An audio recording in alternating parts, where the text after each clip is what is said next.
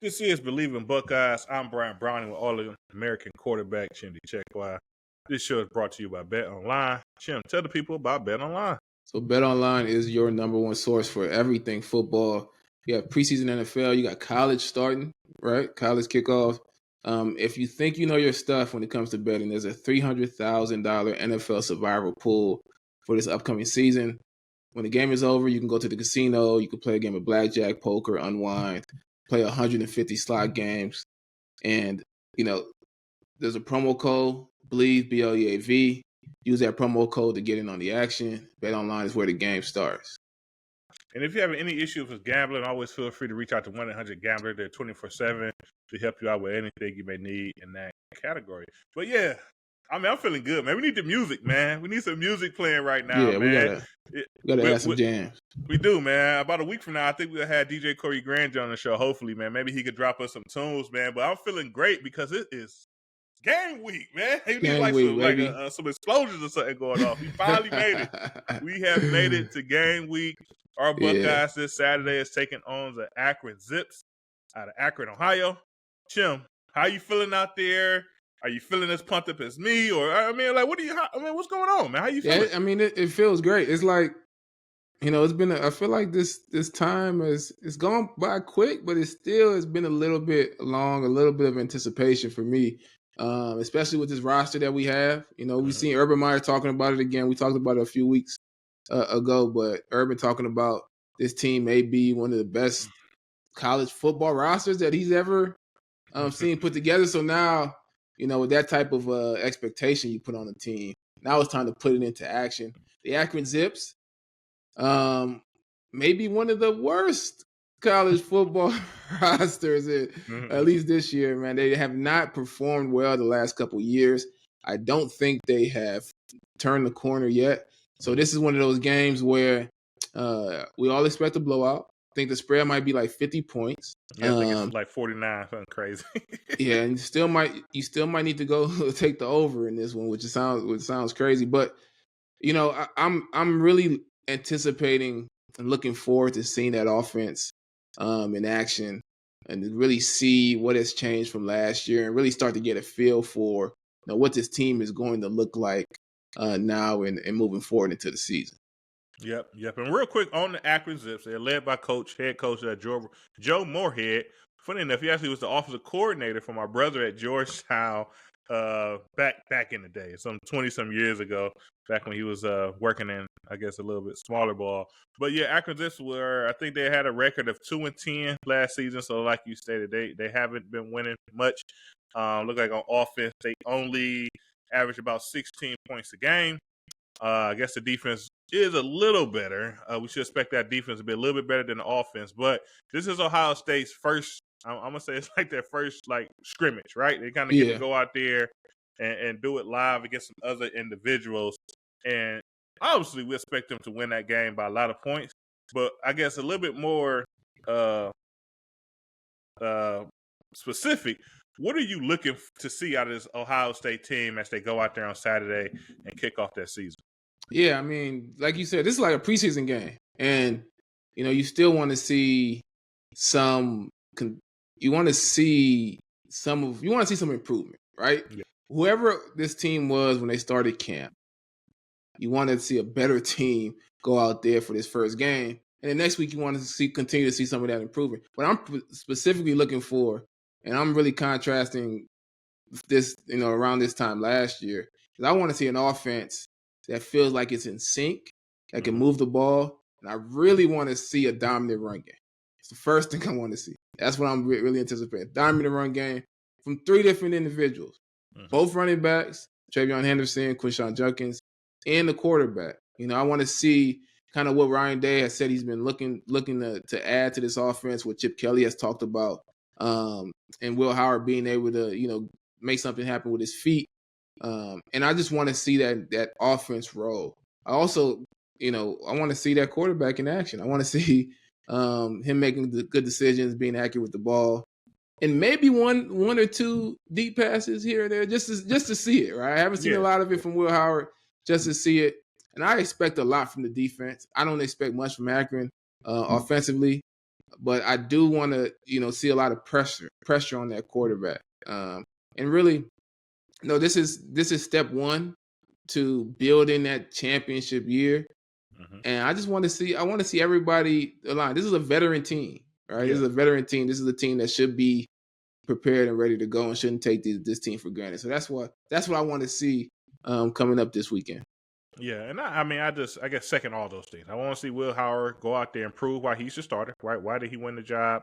Make this look easy. We're not anticipating that Ohio State would face much resistance on Saturday, right? So we should kind of see them kind of just execute, right? Doing the right things, making the right decisions, playing clean, keep the ball off the ground, no turnovers, things of that nature, and just kind of, get right to it. Defensively, go out there, shut them down. I would say this, though. The Akron Zips had their own quarterback competition this offseason. It was rumored. Now, I don't know how true it is. I don't know if Coach made it on campus or he did an interview or what, but it was rumored that Coach Joe Moorhead was in contention at potentially taking over to be Ohio State offensive coordinator, obviously before some of the bigger names start rolling in, the Bill O'Brien, Chip Kelly, things of that nature, end up taking that position. So Coach Moorhead got that position because he knows offense, right? That's supposed to be, his niche in the football world. So maybe they could kind of come out there and show them something. I'm not anticipating that. But the thing I would like to see is our starters play maybe a half, right? Play that first half, run up the score, look good and feel comfortable. But I really want to see some backups. I want to see some backup offensive linemen get in there, get some real live game reps, and especially at that quarterback position. As we know, it's essentially national championship or bust. The other guys that's on our roster regarding quarterbacks, you're looking at Julian Sayin, Devin Brown, Lincoln Kleinholz. Those guys are, they guys was brought in to play some football as well.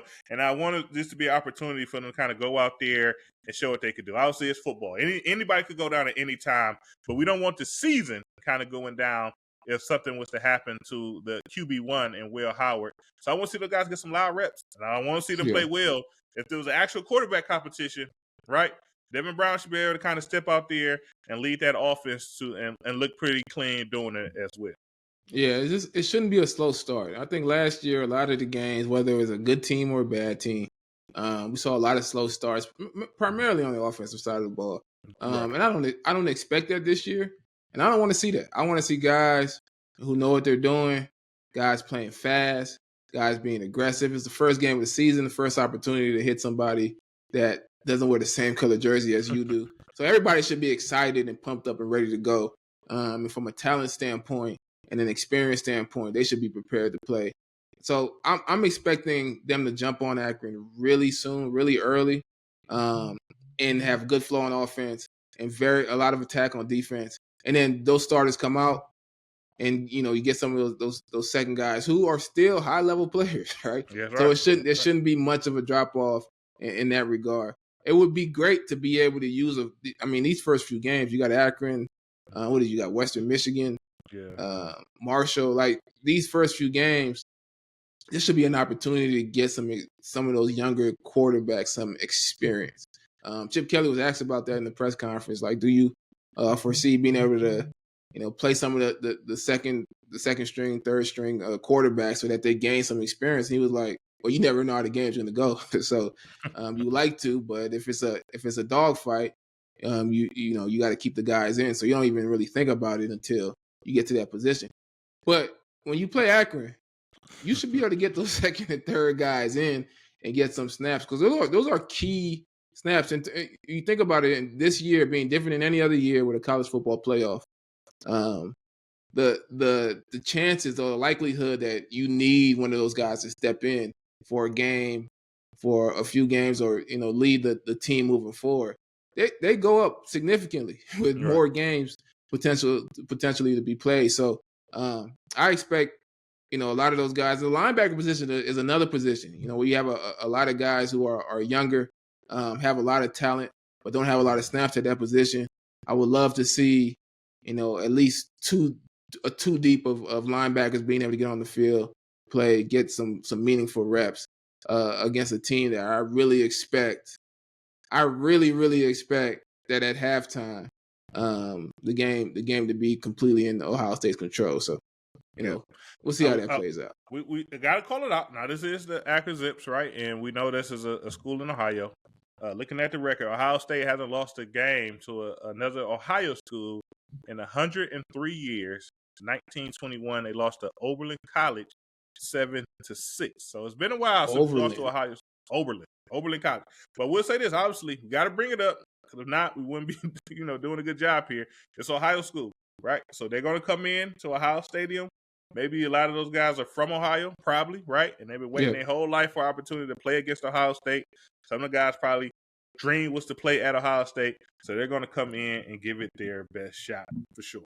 So, but yeah, looking around college football, obviously we had technically week 0 this past week, and we already started off with a huge upset, right? Florida State going down to Georgia Tech over, I think they was playing somewhere in Europe or something like that. Yeah, Ireland. We had college game day. Ireland. Yeah, that's interesting. But it looked like what do you think about that? Like week 1 going and playing a conference game in Ireland. I just, I always kind of question the connection, right? Like, like why Florida State and Georgia Tech? Like, why are they going to play in Ireland? Like, now sometimes like you'll see like, I don't know, if you got like a Notre Dame, that's a Catholic school, and you're like, okay, well that kind of seems like some type of connection with, the Catholic school and things of that nature. You might have some fans, but I don't know. I'm sure hopefully it's some history, or somebody could tell me something. But it looked like it was a good turnout. Like the stadium was, was pretty packed. I don't know if it's just a bunch of fans from the states traveling over just to watch their team play in Ireland, or a bunch of locals. But I just don't. I guess I'm a little naive on the situation on why these two teams are playing across in Ireland.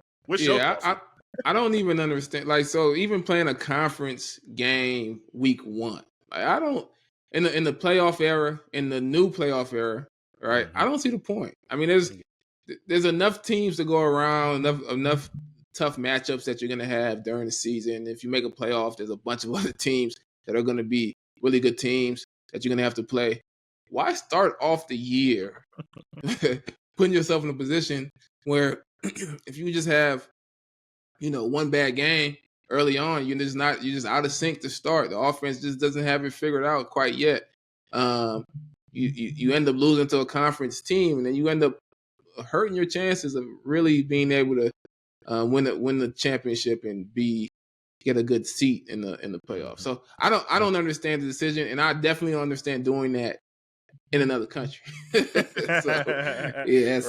They're talking about a Florida State team with really high hopes, right? They got a transfer quarterback in DJ Ugalehi, who's been playing college football for, I don't know, 6 years now, something crazy of that sort. This is on his third school. High hopes. Him and CJ were in the same class, I think, coming into college. College. So, and CJ's now, year 2 in the NFL, lighting it up. But I mean, I don't know, man. It doesn't make a lot of sense. Don't know why I do it. A lot of questions there. Now Florida State will be playing. I'm not gonna say they're out of it, right? But they will be playing catch up for the rest of the season for sure, losing to an unranked team early on. Yeah, and they probably won't catch up. They just probably won't get there. We'll see. It's early. But when we was talking about college game day, man, I mean, we was talking about college game day because we wanted to shout out one of our guys, man. I mean, Kirk Herbstreit, we know, is a former quarterback at Ohio State, and he's been doing college game day for, I don't know, a lot of years. Yeah. But, I mean, obviously Ohio State has this stacked roster. It's pretty easy to say, like, if you're going to pick a team to win the national championship, you could easily say Ohio State. Yep. For whatever reason, he says, pick the big winner of the Big Ten. I think it'd be Ohio State. Who would be the national championship? I think it'd be Oregon. Like what is that about? Like, why would he in that position not just kind of stand by his guys? I mean, you see Desmond Howard do it all the time. He's always standing by his guys. Even when they're not in contention, he stands by those guys. What's up with Kirk, man? What's your thoughts? Yeah, I don't know. It's interesting. Kirk almost does the opposite of what Desmond Howard does. Like, he goes out of his way not to pick Ohio State in many cases. I remember when we played, I think it was like 2 years. I think 2 years in a row they picked Penn State, and it baffles me because it's like we won the championship last year. We are the higher ranked team this year, and it's still Penn State, right? Like, I mean, they're gonna compete, they're gonna be up there, but everybody else is going to pick Ohio State to win this. So I don't know. It almost seems like he goes out of his way to be objective, but in this case, I mean, Oregon is. It's not a bad choice in terms of if you were to predict they win a national championship. But if you're already picking Ohio State to win the Big Ten championship, like why would you pick Oregon? And now, to his credit, he mentioned two things, and I mean this may be even a bigger discussion, right? He mentioned Dan Lanning as a coach and Dylan Gabriel as a quarterback who he feels, I would assume he trusts to be able to make a run in the playoffs, right? Comparing that to Will Howard as Ohio State's quarterback and Ryan Day as Ohio State's coach. So I think to him, they have the edge in those categories and those, leadership categories, be able to lead their team to a championship. So, I mean, it's interesting. I don't like that, man. Yeah, I mean, we talked to Oregon's Believe in Oregon podcast. If y'all go check them out. And great show. Asked about how they feel about Dan Lanning in comparison to Ryan Day. And to them, it seemed like Ryan Day is ahead of Dan Lanning in terms of resume and everything, which to me was a little bit surprising on how dismissive they were of the question. Yeah. But it seems like national media, Kirk Herbstreit in particular, feel like Dan Lanning has the edge in that category, which I don't necessarily agree with, but I think a lot of Buckeye fans will feel the same way only because we're too close to you're too close to Ohio State, and we scrutinize Ohio State a lot because of one thing in particular, and that's a few losses to Michigan. Yeah. I mean, that's just don't make a lot of sense to me. I mean, they talk about Dan Lanning and the top team out west with Oregon is Washington. He never beat the Huskies, right? They picked. So last year, Kirk Herbstreit and really everyone picked Washington to lose to Oregon during the season. Right. And then coming back again in the championship game. They picked Oregon again. Sure, Oregon's going to win today. And they lose again. But somehow, Dan Lanning just got a persona that, he's a better coach than Ryan Day. I don't agree with that at all. Obviously, Coach Day has lost to Michigan, right? Obviously, he been in some playoff situations.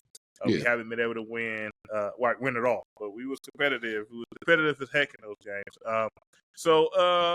I don't know, man. I like our coach. I like Coach Day. Obviously, Dan Lanning is doing a fantastic job with Oregon, the Ducks, and I imagine they have a great team. But I don't know, man. If you you was the quarterback, so I mean, he was the leader of the team, right? Kirk Herbstreit for several seasons here at Ohio State, so he has I don't know, man. Obviously, could this be work, right? It could be. I don't know how things work at ESPN and stuff. Could be just read what's on the teleprompter. This is your opinion. I don't know. He don't feel that way, and I don't. Yeah, man. He has a stand behind that. But this is an opportunity. Let's not miss this opportunity. Ohio State coaches, the team, right? Mm-hmm. One of our own, Kirk Herbstreit, is picking Oregon to win this national championship. Okay, picking Oregon to win this national championship. Ohio State, we've heard two former coaches, Jim Tressel, Urban Meyer, who have coached great teams or national championship coaches, that said this roster, as currently constructed, is as good as any roster that they've ever seen in college football. And there's a lot of people in national media that don't believe that y'all can get it done when it comes to predicting who's going to be a national champion. So, take that, put it on the bulletin board, continue to build towards that final game. And I have full confidence in this team. I think, speaking to the Dan Lanning and Ryan Day comparison, and just Ryan Day compared to other coaches, I think this is I truly believe this is the year where Ryan Day kind of really figures it all out. I mean, he's been a really good coach up until this point, but he's had his growing pains being a first-time head coach at Ohio State, which is not the same as being a first-time head coach at Bowling Green and where all these other places that coaches kind of move up the ranks. I think this year he's going to turn a corner because I could tell by the decisions that have been made, the way he talks now in the media, the way he answers certain questions, that he's just continued to learn from his past experiences. And I think the fruits of those experiences are going to show this season. That's why I'm so excited for this year. I think the staff is in place. I think the team is there. And as long as they stay focused, and I think things like this where guys like Herbstreit and others don't pick them to be the team that they are positioned to be, right, can help them maintain that focus and get it done this year. Yeah. Well, I mean, if you're Coach Day in this situation, right, obviously, eventually, I don't know what week, eventually college game day is going to come to campus, right? And then usually the head coach usually might spend a few moments out there. Do you feel a tad bit disrespected or slighted by, a Kirk Herbstreit who knows the roster? Right? I mean, he got to know like what the roster looks like around Ohio State. Yeah. But essentially, bringing up another schools, almost saying like, I don't trust you. I think you're going to mess this up. I don't think you'll be able to hold this roster together and keep guys focused on the right thing to be able to be a national championship team.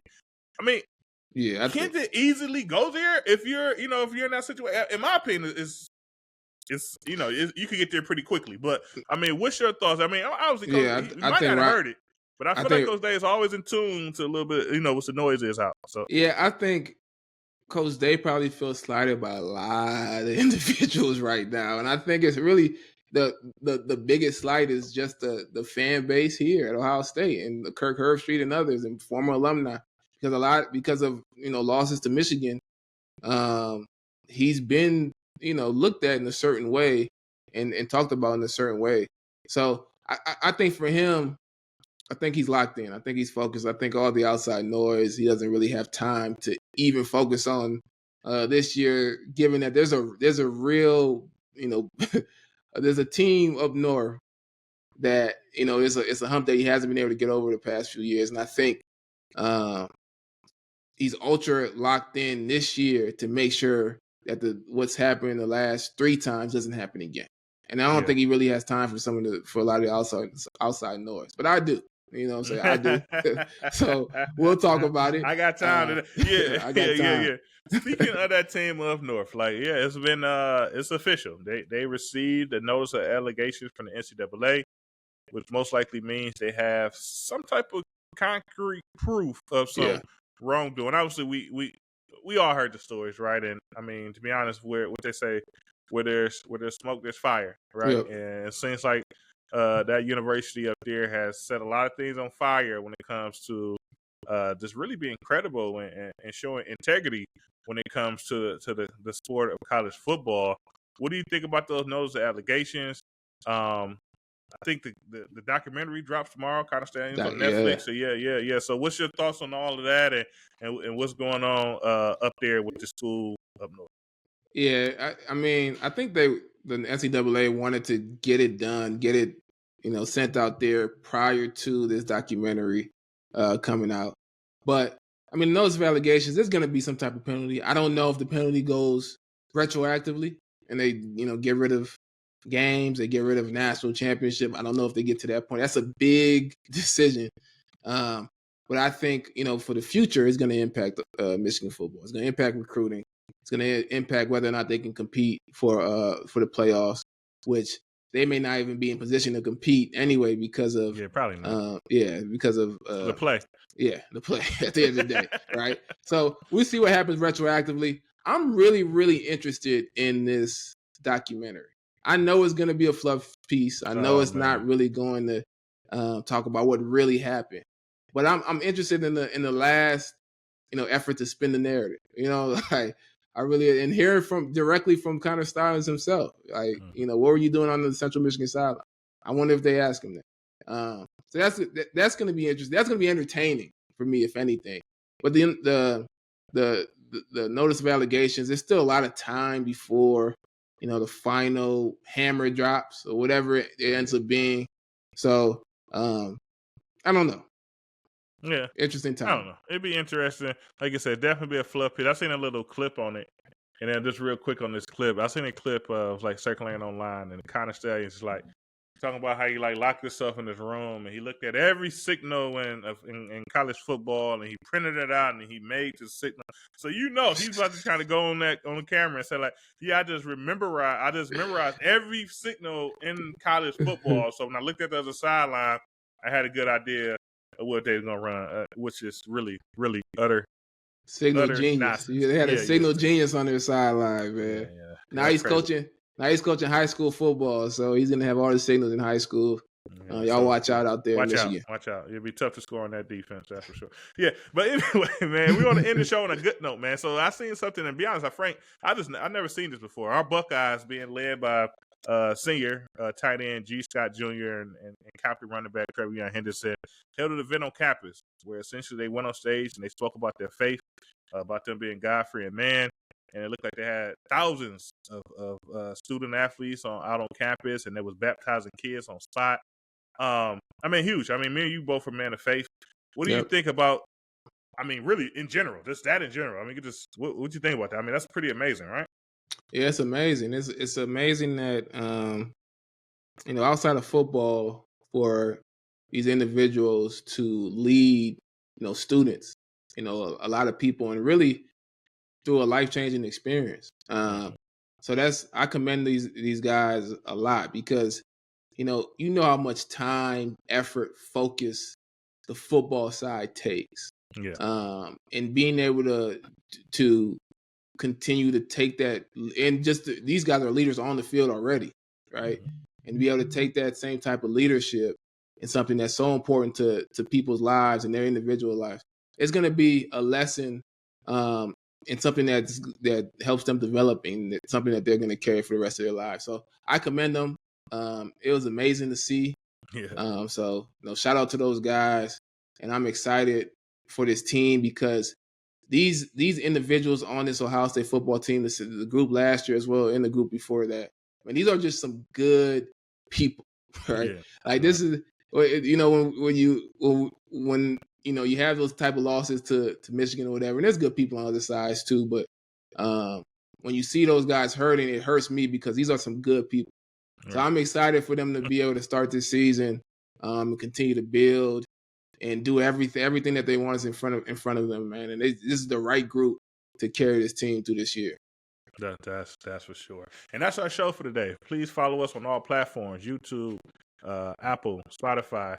We're ready to kick off the season, so we're gonna be popping in. I know we were gonna do a show next week, but we might pop up tomorrow. We might pop up after the game. So just tune in, catch us on Believe in Buckeyes, and we'll be sure to bring you the news around Ohio State. And we're gonna end this show as always with a OH. Ayo. Go Bucks. Talk to you soon. Go Bucks.